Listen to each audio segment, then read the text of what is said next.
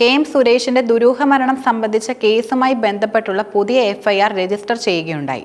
കഞ്ചാവ് കേസിൽ പോലീസ് കസ്റ്റഡിയിലെടുത്ത് വിട്ടയച്ചതിനു ശേഷം സുരേഷിനെ മുൻവിരോധം കാരണം മറ്റൊരാൾ മർദ്ദിച്ചുവെന്ന സുഹൃത്ത് മൊഴി നൽകിയിരുന്നു. സുരേഷിന്റെ ശരീരത്തിലുണ്ടെന്ന് പോസ്റ്റ്മോർട്ടം റിപ്പോർട്ടിൽ പറയുന്ന പരുക്കുകൾ ഈ സംഭവത്തിൽ നിന്നുണ്ടായതാണെന്ന് വരുത്തി തീർക്കാനുള്ള പുതിയ കേസാണെന്നാണ് നിലനിൽക്കുന്ന സംശയം.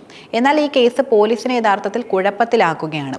മാർച്ച് 16-നായിരുന്നു കഞ്ചാവ് ബീഡി വലിച്ചതിന് 2-അംഗ പോലീസ് പെട്രോളിംഗ് സംഘം സുരേഷിനെ കസ്റ്റഡിയിൽ കൂടുതലും എടുത്തിരുന്നത്. അന്ന് തന്നെ NDPS കേസെടുത്ത് വിട്ടയക്കുകയും ചെയ്തു.